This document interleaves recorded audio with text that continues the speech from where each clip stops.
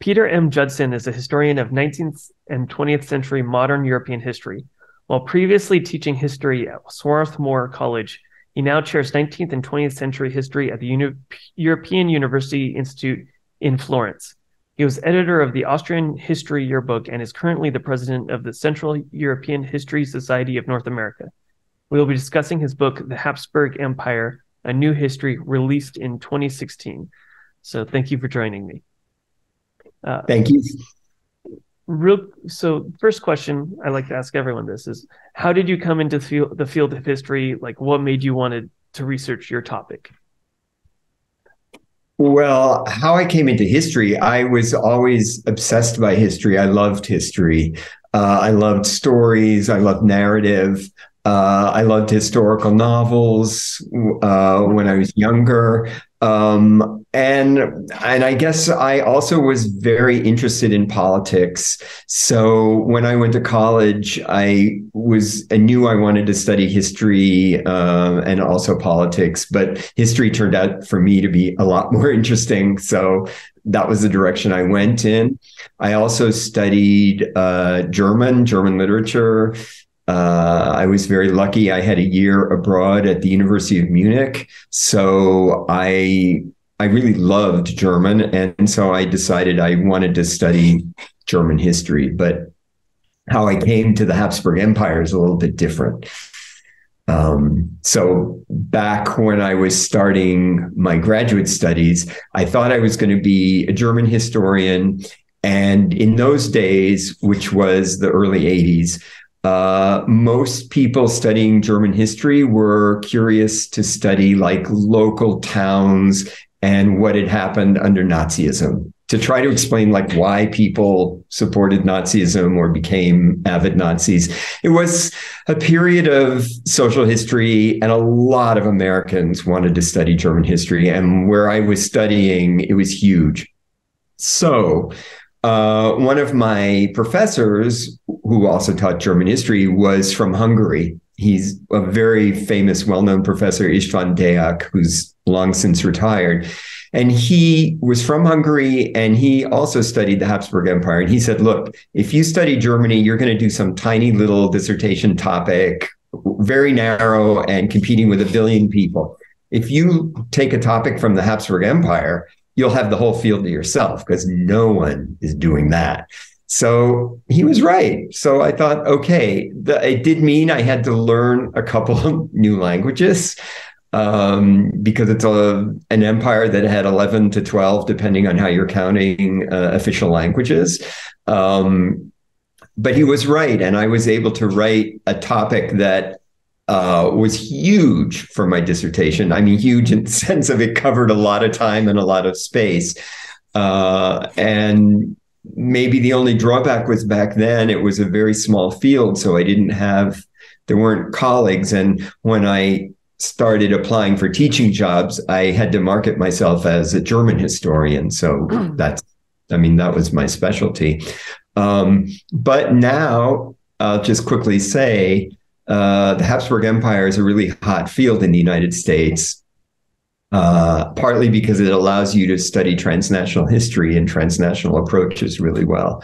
I mean, you're looking at a kind of global transnational topic for your dissertation. And I think the Habsburg Empire got big because it opened up those kinds of possibilities. So that's how I ended up there. Yeah, and I know a lot of borderland studies have used Habsburg because it's so good with borderlands. Well, the most fun book I ever wrote was a Borderlands book. It was called Guardians of the Nation, and it was about how nationalists came to the multilingual borderlands and tried to make people nationalists. And it was by far the most fun book I ever wrote because the stories I came across were just so bizarre and strange. The nationalists were such odd people. And that was, yeah. So definitely borderlands is a hot topic in Habsburg studies too. You also you were the advisor for Dr. Tara Zara. Absolutely. Yeah. Well, actually, I was her undergraduate advisor.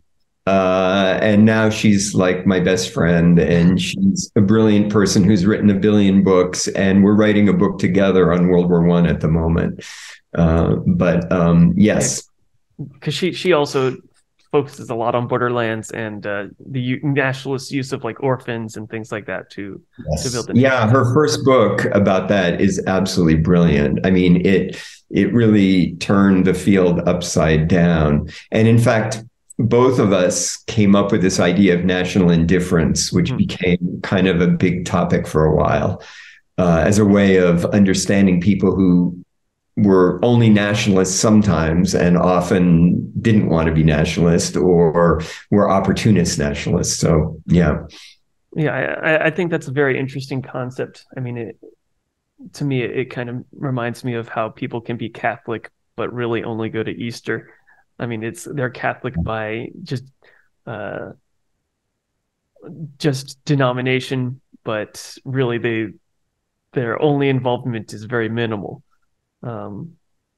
Yeah, I think it's a legitimate way of thinking about it, because so often when we look at that part of the world, East Central Europe, we think of it as being a place of incredible nationalist conflict.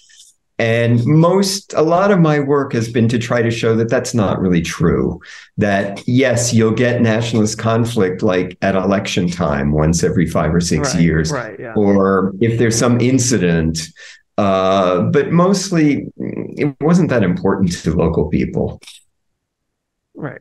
Yeah. I mean, it's hard for, I think, especially Americans now to imagine that people could have political indifference, considering how it enters the news cycle. But yeah, I think that's been most of even the U.S. history has probably been just people living their lives and only attuned to national identity, only briefly, maybe 4th of July, and then the rest of the time they're not even really thinking about it. What was the hardest part of your research? Oh gosh. Well, I could cite several different things, but I will say one thing. One hard part is that it's almost impossible for anyone to study this Habsburg Empire legitimately, because none of us is going to have all the languages. So you have to sort of choose early on what the regions are you're interested in, what languages you're going to learn. I started off learning the Czech. I mean, I knew German, so I also got Czech. And that was very important because I was interested in the Czech-speaking regions. But in fact, in retrospect, I wish I had learned Hungarian, because one of the weaknesses of our field is that people either know about the Hungarian half of the empire or the Austrian half, but they don't know about both. And that's a huge challenge. And it was a huge challenge in writing this book. And I constantly had to talk to Hungarian specialists to say, like, am I getting this right? Like, is this, does this make sense to you guys? Because I didn't have the language. So I think languages are a huge thing. Another huge thing is being taken seriously by Europeans. That's a challenge too. I would say that a lot of European scholars are going to assume that you don't know anything when you come to Europe to do your archival research. And you have to really convince them that you do know what you're talking about. So that's another challenge. But on the other hand, there is nothing more exciting than being in an archive and reading a document in another language and realizing that what you're reading changes your whole view of everything. And it could be a small document about nothing. And you suddenly realize, oh, this is completely different from what I expected. So there's a lot of challenges and difficulties. And I'm saying the language challenge is the biggest, but there's probably other ones too getting the archivist to take you seriously, to bring you the documents that you've requested instead of just saying, those don't exist anymore. Oh, we lost that box, because they'll often do that. So is that primarily the field you were in, or is it because you were okay? I think that's something everybody who does archival research comes across. We all have war stories. And I like to say to PhD researchers that they, when they have bad experiences, they can use them as their war stories. And kind of briefly touching on what you're just kind of mentioning of finding a document and it kind of putting all the pieces together, like an aha moment. Do you remember like one or a couple specific times that happened in the research for this book of you found a document or just you found something and it just fit the pieces together? Well, actually, let me say that this book was a book that involved putting together a lot of material from other books. I mean, it's a huge analysis of the empire going back to 1750. So it's not based on all my primary research. I mean, that would have taken 40 years and a lot of more languages than I have. So a lot of it was me evaluating books other people had written and using like their analyses to illustrate my arguments. But I will say, yes, I have had several aha moments, and I will tell you the one that I think changed my life the most. And it happened in at the State Archive in Prague.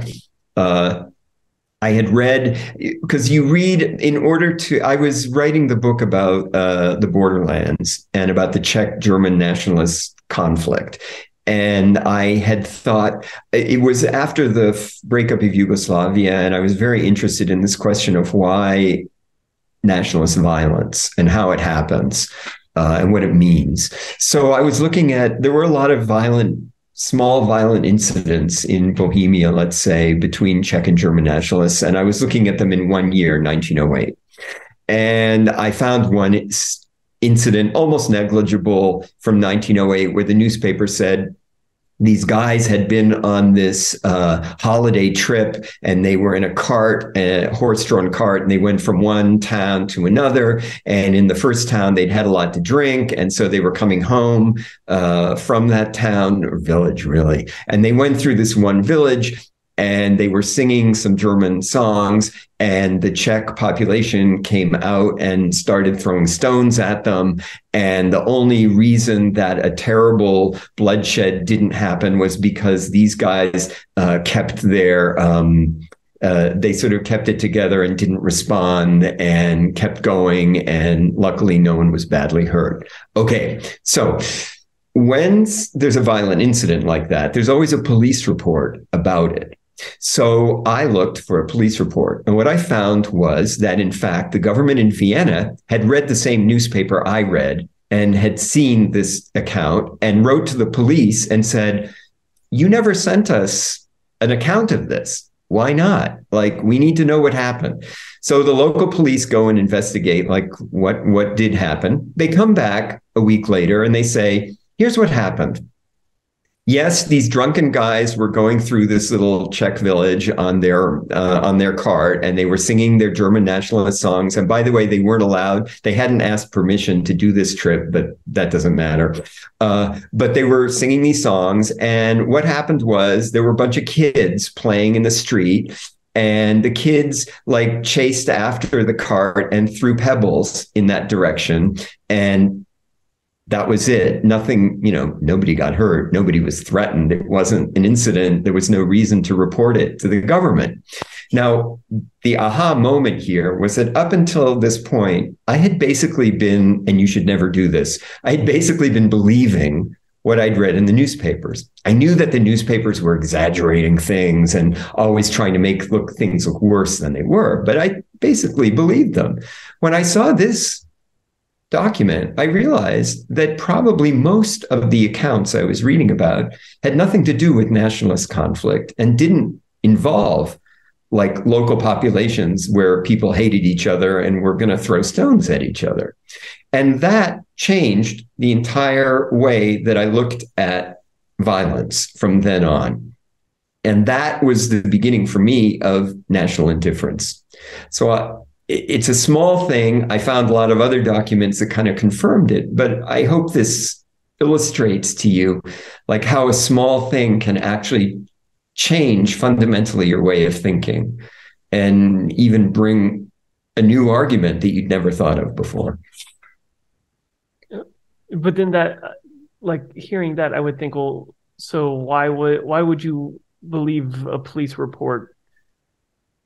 I mean, Yes. obviously, yeah. But then it's like the conflict of sources. So was it just then you just had the aha moment to investigate more, and then you had more sources that all Yeah. agree? Because then, you're absolutely correct. Because then in that book, the final chapter of the book is a dissection of a single big violent event. And it's an attempt to show how the violence took place and what it seemed to mean to local people. And it shows you that, yes, nationalism does play a part, but it also shows you that the nationalist ideas are kind of imposed on a lot of other things. And basically, if people weren't drunk, there wasn't going to be violence. I mean, that's one thing you can take away. And also, I did believe the police report because they don't have the same interest as the newspaper, right? They have a different interest. They have to show that they're okay. They have to show that they're keeping order, but they don't have to be on. They're not on either side. Right. So you can sort of believe them in this kind of situation. So yours is one of the first books that I've noticed. You actually laid this out, I think, either in the introduction or the pre-introduction, where you talk about the use of names and the importance of it, and how you prefer to use two names, both English and Czech or whatever. Why did you think that was important? What are you trying to do to the reader when you do that? Yeah, it's very cruel that what I'm doing to the reader because you're nice to say that it's two, but sometimes it's three names. If you think of the Ukrainian city of Lviv, which I also refer to as Lviv and Lemberg, it can really trip you up while you're reading. Okay, so I made this choice back when I was writing that book about the borderlands, because there I had this issue. What place name do you use? Do you use the of course, if there's an English place name, that's fine. You can use that, like Prague or Vienna, no problem. But what about smaller places where there's a German name and a Czech name, or a German name and a Polish name and a Ukrainian name, or, or German and Italian? What do you do? The problem is what people often do is the first time they mention the town, they'll give let's say both names, and then they'll say, I'm going to use this name for the rest of the book. Now, that is legitimate, but I don't like that because that implies that there's an authentic name and the other names aren't authentic. And I wanted to show that none of these places have authentic national identifications, that the people who live in them call them by different names. And I had to use those names to sort of hit the reader over the head with this point, because this is 2022. So now a lot of people do this. I was pretty much the first person to do it, but now a lot of people writing about this region do it. And I think now it's more normal for people to look at these names and realize, of course, they have more than one name. But back in 2006, when I published that book, it wasn't normal and it was hard. And the editor said to me, you can't do this. This is too hard for the reader. And it was the one thing that I kind of insisted on, nevertheless. So it made that book maybe less easy to read, and the Habsburg Empire book too. But I think it's really important. Of course, then nationalists get at you and sort of say, yeah, but you put the German name first and the Czech name second. And then I'm just like, okay, I can't, there's no perfect system. But I want us not to think that there's an authentic national identity to any of these places. And that was a strategy I thought that would remind the reader of that. With your book, you asked the reader to rethink lots of typical assumptions about the Habsburg Empire, including ones that I learned about in my high school history class. Your high school history class mentioned the Habsburg Empire? Yeah, it actually. But they said is essentially what you're trying to undo was that it was cobbled together by various different nations, that it was ineffectual, relatively unstable, and then the World War One kind of released all these nationalist tensions, and of course it kind of broke apart. And so your book, actually one of the first books that I've read that actually has really taken to task this idea, saying that it's not the case.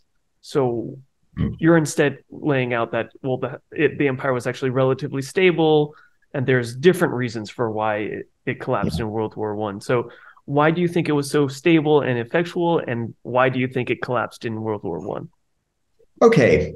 I'm just trying to think which of the 8 million answers to give you to this question. So in the first place, this is the argument I give, but I am not the only person to be making this argument. One of the reasons I wrote this book, this history of the Habsburg Empire, was to pull together all the work that had been done for 20 or 30 years that was in actually making this argument, but not making it as a big narrative. It was making it in local or regional contexts. So I wanted to take all this local and regional work and say, look, take this together and we have a different view of the Habsburg Empire, a different story. And also all of us historians have been for years saying this was actually a stable, strong state. But we've never put out a big narrative that made that argument. And then when we're teaching our classes, we always sort of fall back on this old story about national rivalry and conflict. Now, that story about national conflict that everybody learns, if they learn anything, what is the subject of that story? The subjects of that history are nations. That history is telling us that when we look at history, the actors, the agents, the subjects are national communities, not people, mind you, but national communities. I wanted to say, no, that's not true. What we're looking at in history is people as actors, people as agents, not nations. So my argument about the Habsburg Empire is that it worked and because I saw it as a state built from above by governments and rulers, but also a state built from below. And that's one of the arguments of the book, that there's a lot of state building from below going on. Now, what does that mean? That means that a lot of people all over Central and Eastern Europe who are part of this empire saw in it opportunity for a variety of things. Peasants saw through the Habsburg Empire the opportunity for emancipation from serfdom in the first half of the 19th century. I mean, it was the Habsburg emperors who wanted to have a free peasantry so they could farm, make money, and pay taxes, and not have them be controlled by the local nobility. So there's also a rising educated middle class, and the Habsburg Empire creates this huge new bureaucracy, which is actually a good thing, unlike bureaucracies maybe in our day.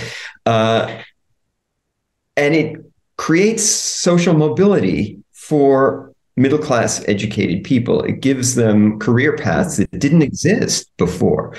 There's also a lot of economic opportunity. There's the port city of Trieste, in which they don't have to pay import-export taxes, precisely so that the city will grow and become a global center for trade. So there's a lot of ways in which local people could identify their interests with empire. And I wanted to stress that. And I think another aspect of why it was stable is that from very early on, it had the rule of law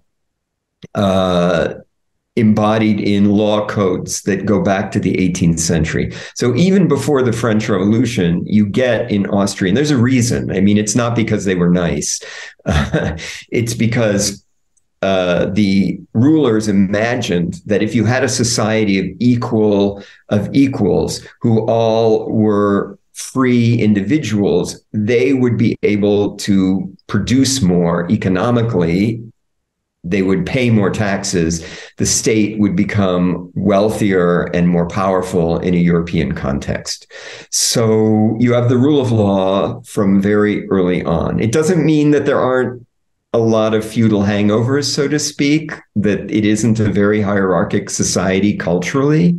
But anyway, those are some of the ways in which I saw it. Now, the second part of your question is really important. Why does this state collapse? And here it helps to think about comparative history. If you look at every single major combatant in the First World War, you can make an argument that that state could collapse. You can look at, for example, the Habsburg Empire supposedly has all this nationalities conflict, right? But where there's only one state that actually has a huge rebellion, a revolution based on nationalism. It's not the Habsburg Empire during World War I. It's Great Britain with the Easter Rebellion. So you can say that the British state is threatened. You can definitely say the French state is threatened. In 1917, there's all these mutinies by soldiers at the front and strikes by workers. And there's this fear that France will just collapse. And of course, the same could be said for Germany. So, and then Russia even has a revolution. So the fact that a state could collapse because of something so extreme as the First World War, and we have to remember how extreme the conditions were during that war, shouldn't surprise us. It should be the norm rather than the exception. The fact that all these places survived, is to me exceptional. Okay, and then you have this Habsburg Empire that's supposed to fall apart because everybody allegedly is fighting everybody else, but it stays together until October of 1918. I mean, after things are so incredibly bad, and there's no food because of the British blockade, but also because the Russians had occupied the most important agricultural part of Austria-Hungary. How this held together that long ought to be the question, I think. So, and I think there are very good reasons why it fell apart at the end of World War I. And I think they have to do with the state and the fact that the things that the state promised and the rule of law were both failures. That there was a terrible military dictatorship that took over for most of the war.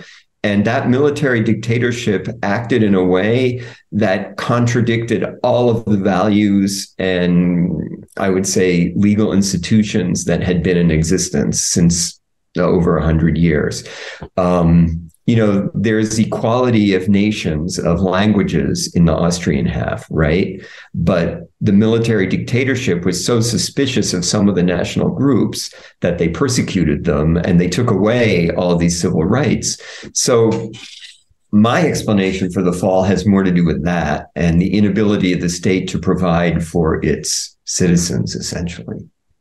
I don't know if that convinces, but I think that argument should at least get a chance.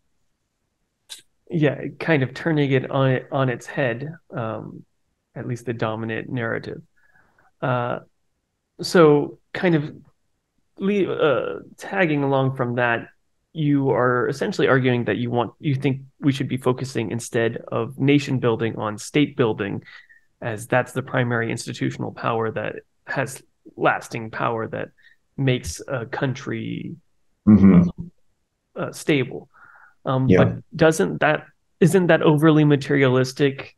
Aren't ideologies also important? Sure. Doesn't the fact that there has to be a conception of something greater, the fact that there was the empire that you even in your book acknowledge a lot of people had very warm feelings towards the empire.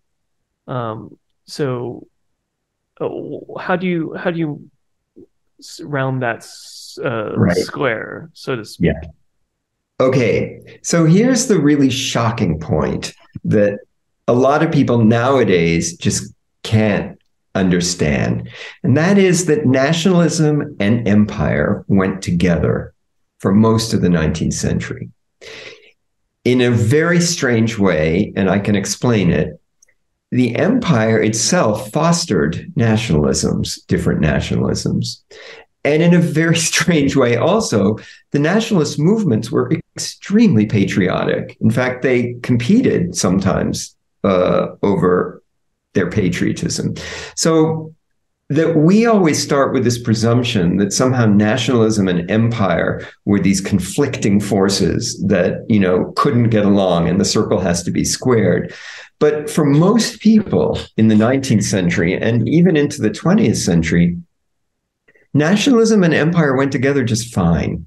And even during the First World War, when people were angry and things weren't working, when they imagined that there would be like nationalist solutions, they didn't imagine separate countries that would leave the empire. They imagined that the empire would have to be radically reformed so that it would be like a federation of these territorial nations, although you couldn't actually separate people territorially, but nobody ever thought of that.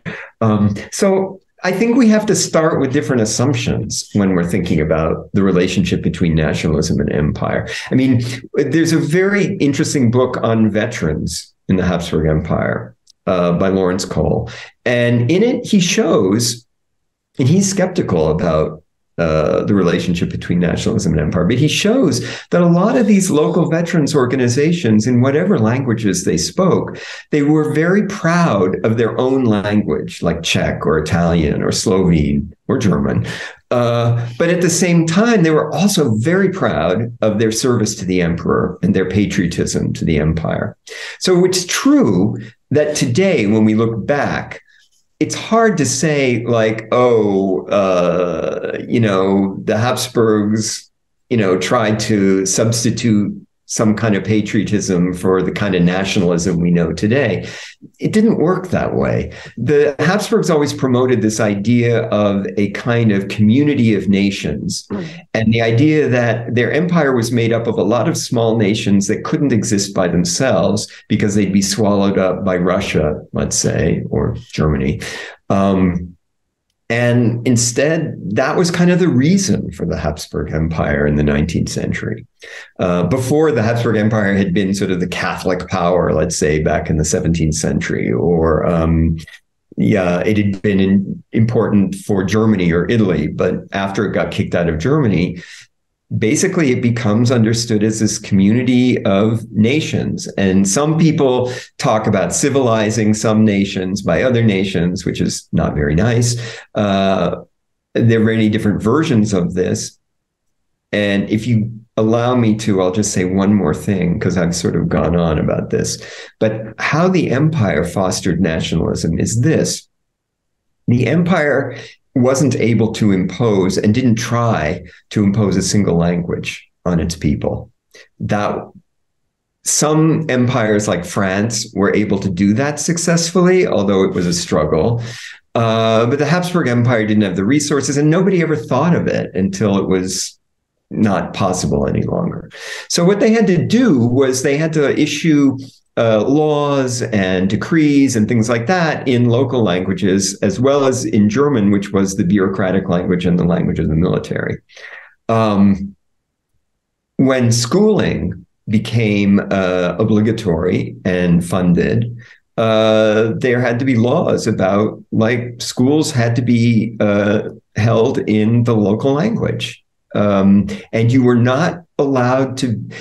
There was a constitutional law that said that you could not be forced to learn a second language in your province that was different from your own language.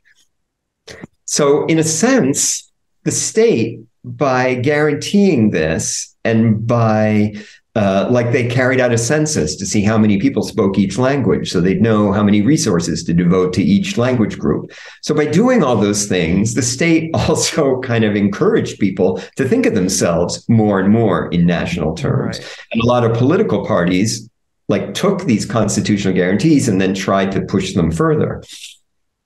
Right. And if the money went towards a national group, then that's going to spur national political groups to pursue those interests. That's right. Yeah. At times in the book, it seems like you're an imperial apologist. So are you an imperialist? No, that's a joke.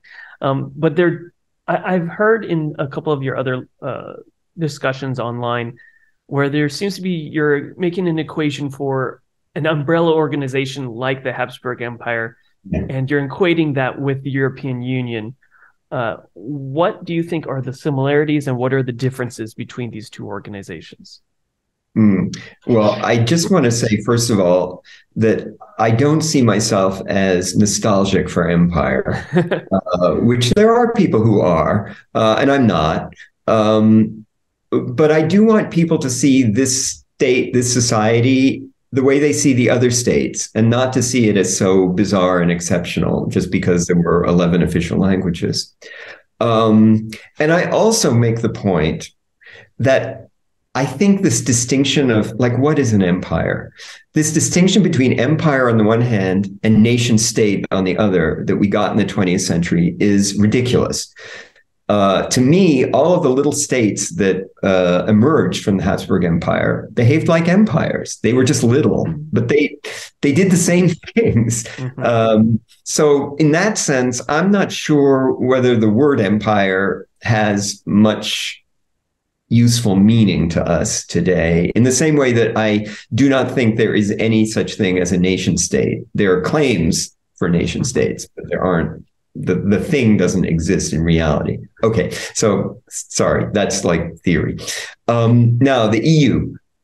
20 years ago, people used to ask me at lectures, like, how is the EU like the Habsburg Empire? And I used to say, the two are completely different. There's nothing you can learn about one from the other. No. The EU is like a treaty-based organization of member states. You could say the Habsburg Empire was sort of a composite of a lot of places that had been, at one point or another, relatively independent kingdoms, but it's hard to see that. Nowadays, however, I think it's very important for people who are interested in the EU to think about the Habsburg Empire, not because they're the same, but because the Habsburg Empire can teach us about possibilities that we don't often consider. So in the first place, I think the idea of a state in which there are 11 official languages is just fine. There's a lot of people say, oh, that's so unrealistic. Well, it's only unrealistic if you think it's unrealistic and if you didn't live through it. It's true the state spent a lot of money on translators. So does the UN. So the idea that these nations can't come together to share larger interests and can't communicate amongst themselves, I think is wrong.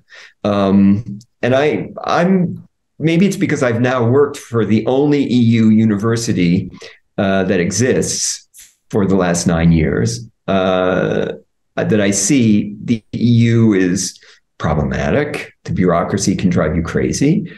But the way it works at our university is unbelievably wonderful. And we have students who come who speak different languages from, 24 different countries. And they find a way to work together, create community. And that's important. So I don't want people to think that the Habsburg Empire was somehow a failure because it brought together so many people who spoke different languages and practiced different religions. I want them to imagine that that's a possibility rather than an impossibility. So for that reason, I try to say, okay, yes, the EU is an interesting experiment. It can learn some things from the Habsburg Empire, but the two are very different. Yeah. And I get the question all the time, and now more than ever. And like recently, I was invited to this sort of like school that trains future EU bureaucrats to give a lecture about what we can learn from the Habsburg Empire. And do you think Brexit has something to do with that? That there was kind of a concern amongst the bureaucrats in Brussels that like that might be a domino effect for other parts of the EU members. There was, yes, I agree with you. There was, and in fact, this is kind of a hilarious little story that is ridiculous, but when Brexit happened, I remember I was at the European University Institute already, and I remember a German parliamentary deputy came to Florence and wanted to talk to me about what I could tell him about why the Habsburg Empire had succeeded, because he felt that we needed to learn some lessons to make the EU stronger. And I thought, honestly, I mean, really, I'm a historian. I can't, I mean, and historians who try to predict the future, like, that's a big mistake. So, but Brexit was a horrible, horrible thing. It was so damaging. And the interesting thing is that I think most people in Europe understand now that leaving the EU brings a huge price with it. And why would you want to? I mean, something like 60% of the British now think it was a mistake. Well, who knows? Who cares, actually? I mean, the Brexit really was horrible for my institution. It meant we lost the ability to take British students, for example. And we lost British funding, of course.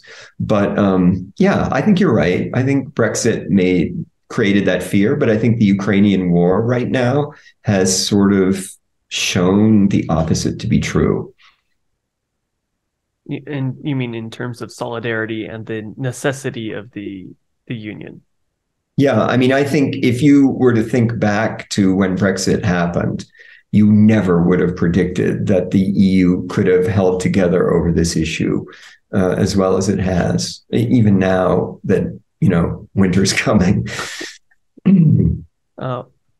Back to the books for a second. What differences do you notice? Because you had to get into so many different historiographies, so not just archives, but actual secondary sources.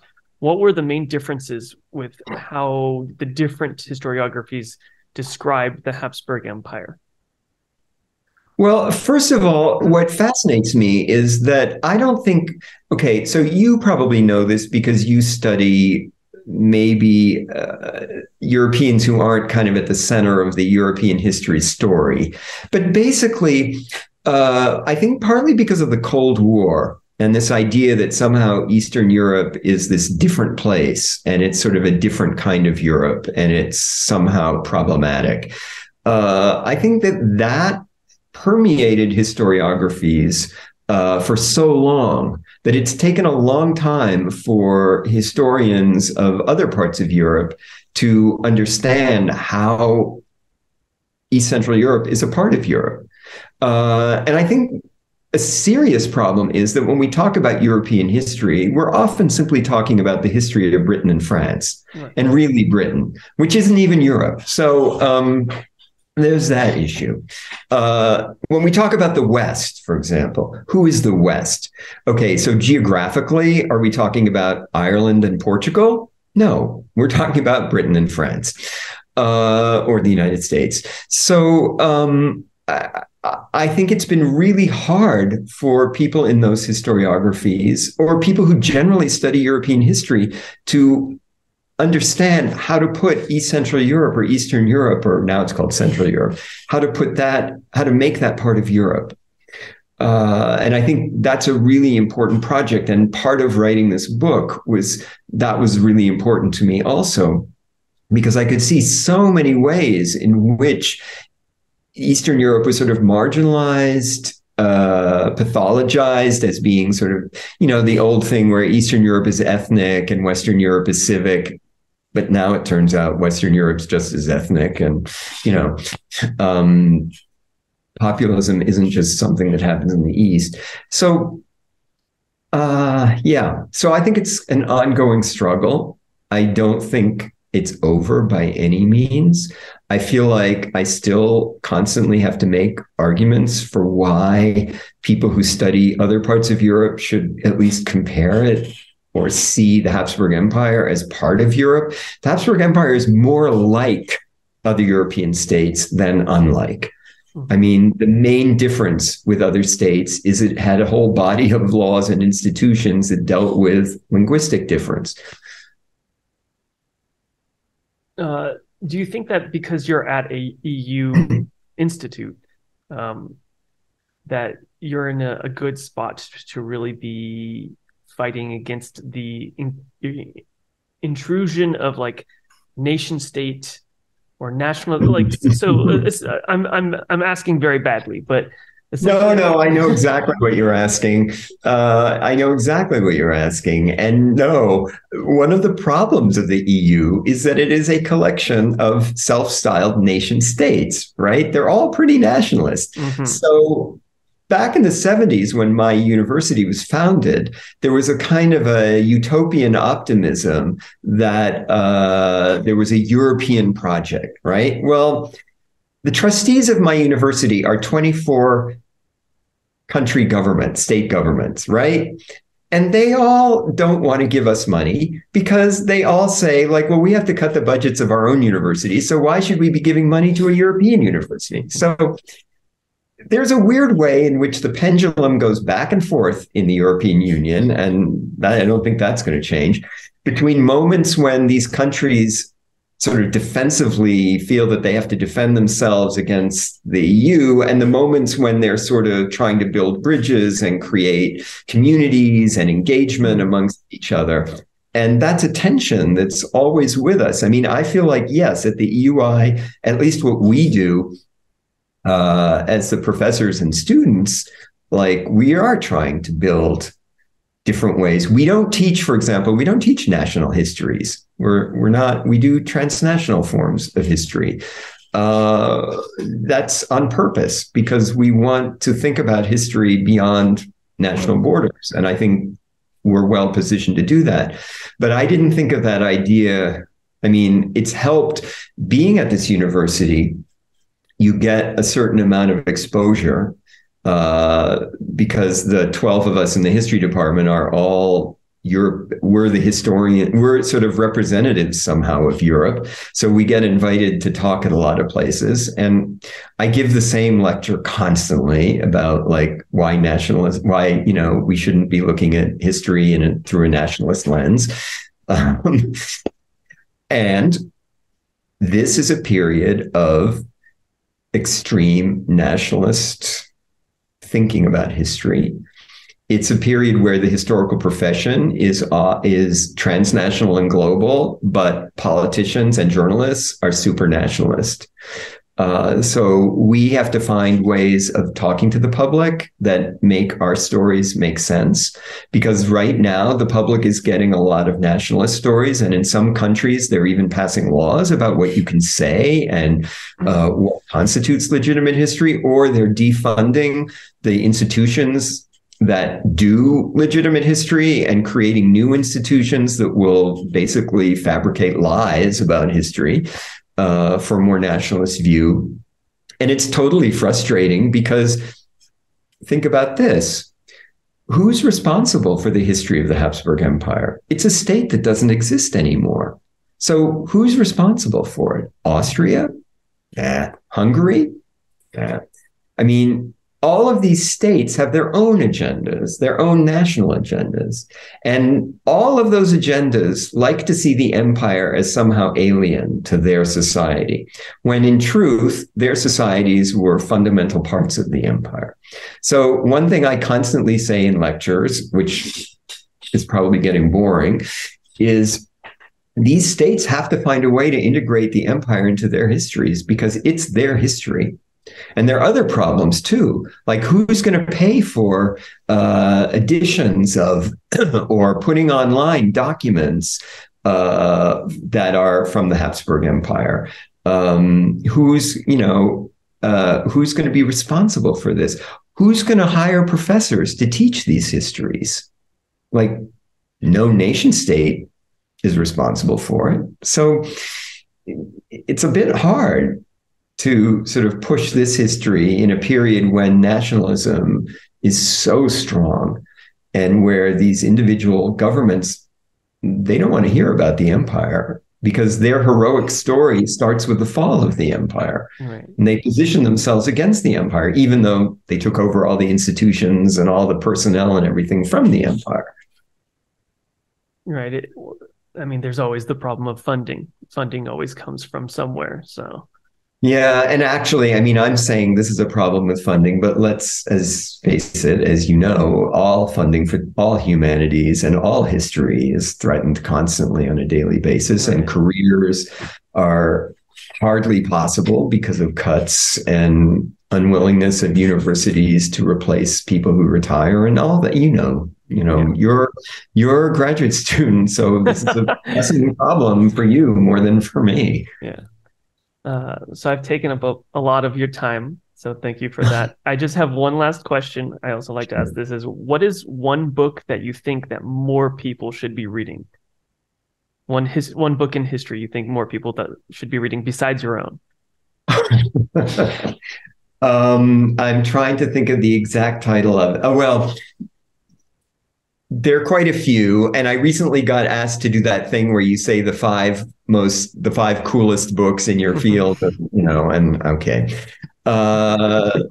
So there's a book that I think is really important for thinking about Europe, and that is the new book by Emily Grable about Muslims in Southeastern Europe, basically. I think I've forgotten the exact title. If it's Muslims in Europe, I blurbed it too. I mean, it's a superb book that forces you to accept that Muslims are a constituent part of Europe, and that the ideas about their citizenship has always been really problematic.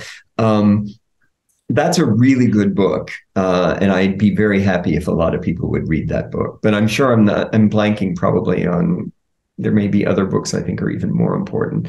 Deborah Cohen's book on climatology in the Habsburg Empire is just brilliant. But anyway. All right. Oh, and Tara Zara has a book coming out on globalization, a deglobalization in the 20s and 30s, which is also brilliant. So sorry. Several Too many books and no time to read any of them, right? Yeah. That's my life right now.